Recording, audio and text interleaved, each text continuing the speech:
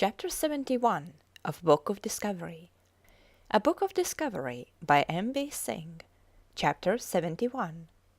Nansen reaches farthest north. No names are better known in the history of Arctic exploration than those of Nansen and the Fram, and although others have done work just as fine, the name of Nansen cannot be omitted from our Book of Discovery. Sven Hedin had not long returned from his great travels through eastern Turkestan and Tibet when Nansen was preparing for his great journey northwards. He had already crossed Greenland from east to west, a brilliant achievement only excelled by Peary, who a few years later crossed it at higher latitude and proved it to be an island. Now the movement of ice drift in the Arctic seas was occupying the attention of explorers at this time. A ship, the Jeannette, had been wrecked in 1881 off the coast of Siberia, and 3 years later the debris of the wreck had been washed up on the southwest coast of Greenland. So it occurred to Nansen that a current must flow across the North Pole from Bering Sea on one side to the Atlantic Ocean on the other. His idea was therefore to build a ship as strong as possible to enable it to withstand the pressure of the ice, to allow it to become frozen in, and then to drift as the articles from the Jeannette had drifted. He reckoned that it would take 3 years for the drift of ice to carry him to the North Pole. Foolhardy and impossible as the scheme seemed to some, King Oscar came forward with £1,000 toward expenses. The Fram was then designed. The whole success of the expedition lay in her strength to withstand the pressure of the ice. At last she was ready, even fitted with electric light. A library, scientifically prepared food, and instruments of the most modern type were on board. The members of the expedition numbered 13, and on Midsummer Day 1893, in calm summer weather, while the setting sun shed his beams over the land, the Fram stood out towards the blue sea to get its first roll in the long heaving swell. Along the coast of Norway, past Bergen, past Trondhjem, past Tromsø, they steamed, until in a northwesterly gale and driving snow they lost sight of land. It was 25th of July when they sighted Nova Zemlya, plunged in a world of fog. They landed at Chabarova and visited the little old church seen 15 years before by Nordenskjöld, anxiously inquiring about the state of the ice in the Kara Sea. Here, amid the greatest noise and confusion, some 34 dogs were brought on board for the sledges. On 5th August, the explorers successfully passed through the Yugor Strait into the Kara Sea, which was fairly free from ice, and 5 weeks later sailed past Cape Chelyuskin, the northernmost point of the Old World. The land was low and desolate, says Nansen. The sun had long since gone down behind the sea. Only one star was to be seen. It stood straight above Cape Chelyuskin, shining clearly and sadly in the pale sky. Exactly at 4 o'clock our flags were hoisted, and our last 3 cartridges sent out a thundering salute over the sea. The Fram was then turned north to the west of the New Siberian Islands. It was a strange thing to be sailing away north, says Nansen, to unknown lands over an open rolling sea where no ship had been before. On to the north, steadily north with a good wind, as fast as steam and sail can take us through unknown regions. They had almost reached 78 degrees north when they saw ice shining through the fog, and a few days later the Fram was frozen in. Autumn was well advanced, the long night of winter was approaching.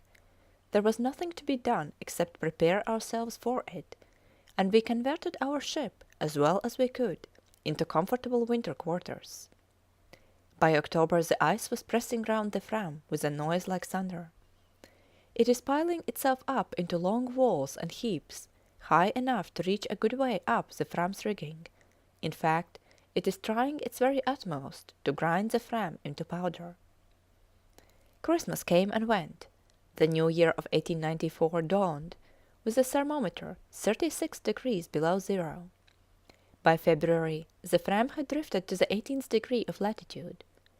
High festival in honor of the 18th degree, writes Nansen. Hurrah! Well sailed! The wind is whistling among the hummocks, the snow flies rustling through the air, ice and sky are melted into one, but we are going north at full speed, and are in the wildest of gay spirits. If we go on at this rate, we shall be at the pole in 50 months. On 17th of May, the 81st degree of latitude was reached. 5 months passed away. By 31st of October, they had drifted to the 82nd.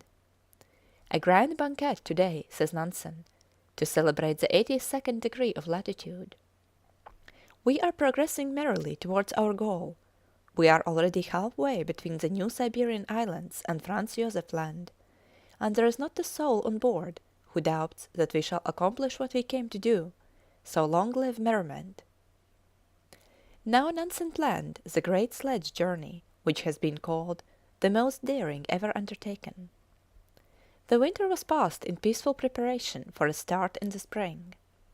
When the new year of 1895 dawned, the Fram had been firmly frozen in for 15 months. A few days later, the ship was nearly crushed by a fresh ice pressure, and all prepared to abandon her if necessary. But after an anxious day of ice roaring and crackling, an ice pressure with a vengeance, as if doomsday had come, remarked Nansen, it quieted down. They had now beaten all records, for they had reached 83 degrees latitude. And now preparations for the great sledge journey were complete. They had built kayaks or light boats to sail in open water, and these were placed on the sledges and drawn by dogs. Nansen decided only to take one companion, Johansen, and to leave the others with the Fram. At last the great day had arrived. The chief aim of the expedition is to push through the unknown polar sea from the region around the New Siberian Islands, north of Franz Josef Land, and onward to the Atlantic Ocean near Spitzbergen or Greenland. Farewells were said, and then the two men bravely started off over the unknown desert sea with their sledges and 28 dogs. For the first week they travelled well and soon reached 85 degrees latitude. The only disagreeable thing to face now is the cold, says Nansen. Our clothes are transformed more and more into complete suits of ice armour. The sleeve of my coat actually rubbed deep sores in my wrists, one of which got frostbitten. The wound grew deeper and deeper and nearly reached the bone. At night we packed ourselves into our sleeping bags and lay with our teeth chattering for an hour before we became aware of a little warmth in our bodies. Steadily, with faces to the north, they pressed on over the blocks of rough ice, stretching as far as the horizon, till on 8th of April further progress became impossible. Nansen strode on ahead and mounted one of the highest hummocks to look around. He saw a veritable chaos of ice blocks, ridge after ridge, and nothing but rubble to travel over.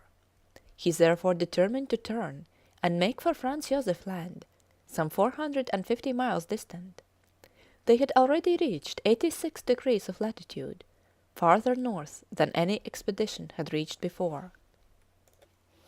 As they travelled south, they rejoiced in the warmth of the sun, but their food was growing scarce, and they had to kill a dog every other day to feed the others, till by May they had only 13 dogs left. June found them having experienced tremendous snowstorms with only 7 dogs left. Although they were in the latitude of Franz Josef Land, no welcome shores appeared. It was now 3 months since they had left the Fram. The food for the dogs was quite finished, and the poor creatures were beginning to eat their harness of sailcloth. Mercifully, before the month ended, they managed to shoot a seal, which provided them with food for a month. It's a pleasing change, says Nansen, to be able to eat as much and as often as we like. Blubber is excellent, both raw and fried. For dinner I fried a highly successful steak. For supper I made blood pancakes fried in blubber with sugar, unsurpassed in flavour.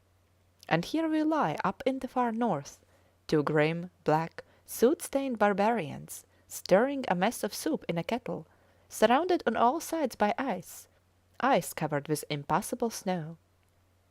A bear and 2 cubs were shot, and the explorers stayed on at Longing Camp, as they named this dreary spot, unable to go on, but amply fed. On 24th of July we get the first cheerful entry for many a long day. Land, land! After nearly 2 years we again see something rising above that never-ending white line of the horizon yonder. A new life is beginning for us. Only 2 dogs were now left to drag the sledges, so the 2 explorers were obliged to help with the dragging. For 13 days they proceeded in the direction of land, dragging and pushing their burdens over the ridges of ice with thawing snow. At last on 7th of August they stood at the edge of the ice. Behind lay the troubles, before was the waterway home. Then they launched their little kayaks, which danced over the open waters, the little waves splashing against their sides. When the mist cleared, they found themselves on the west coast of Franz Josef Land, discovered by an Austro-Hungarian expedition in 1874. They were full of hope, when a cruel disappointment damped their joy. They had landed and were camping on the shore, when a great storm arose, and the wind blew the drift ice down till it lay packed along the coast. The little ships were frozen in, and there was no hope of reaching home that winter. Here they were doomed to stay. Fortunately there were bears and walrus, so they could not starve, and with a magnificent pluck they set to work to prepare for the winter. For many a long day they toiled at the necessary task of skinning and cutting up walrus till they were saturated with the blood, but soon they had 2 great heaps of blubber and meat on shore, well covered over with walrus hides. September was occupied in building a hut amid the frost and snow, with walrus hides and tusks, warmed inside with train oil lamps. Here under bare skins they slept, and passed the long months of winter. In October the sun disappeared, the days grew darker. Life grew very monotonous, for it was the 3rd polar winter the explorers had been called on to spend. They celebrated Christmas Day, Nansen by washing himself in the 1/4 of a cup of warm water, Johansen by turning his shirt. The weather outside was stormy and almost took their breath away with its icy coldness. They longed for a book, but they whiled away the hours by trying to calculate how far the Fram could have drifted, and when she was likely to reach home. They were distressed at the dirt of their clothes, and longed to be able to throw away the heavy oily rags that seemed glued to their bodies. They had no soap, and water had no effect on the horrible grease. It was May before the weather allowed them to leave the hut at last. Hopefully they dragged their kayaks over the snow, the sledge runners fastened on to their feet, and so made their way southwards down Franz Josef Land. Once Nansen was very nearly drowned. The explorers had reached the south of the islands, and having moored their little boats together, they ascended a hummock close by, when to their horror they saw the kayaks were adrift.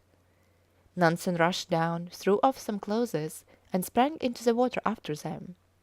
He was none too soon, for already the boats were drifting rapidly away. The water was icy cold, but it was a case of life or death. Without the boats they were lost men. All we possessed was on board, says Nansen, so I exerted myself to the utmost. I redoubled my exertions, though I felt my limbs gradually stiffening. At last I was able to stretch out my hand to the edge of the kayak. I tried to pull myself up, but the whole of my body was stiff with cold. After a time I managed to swing one leg up onto the edge and to tumble up. Nor was it easy to paddle in the double vessel. The gust of wind seemed to go right through me as I stood there in my wet woolen shirt. I shivered, my teeth chattered, and I was numb all over. At last I managed to reach the edge of the ice. I shook and trembled all over, while Johansen pulled off the wet things and packed me into a sleeping bag. The critical situation was saved. And now came one of those rare historic days in the history of exploration. It was 17th June 1896. Nansen was surveying the lonely line of coast when suddenly the barking of a dog fell on his ear, and soon in front he saw the fresh tracks of some animal. It was with a strange mixture of feelings, he says, that I made my way among the numerous hummocks towards land. Suddenly I thought I heard a human voice, the first for 3 years. How my heart beat and the blood rushed to my brain as I hallooed with all the strength of my lungs. Soon I heard another shout, and saw a dark form moving among the hummocks. It was a man. We approached one another quickly. I waved my hat. He did the same. As I drew near I thought I recognized Mr. Jackson, whom I remembered once to have seen. I raised my hat. We extended a hand to one another with a hearty "How do you do?"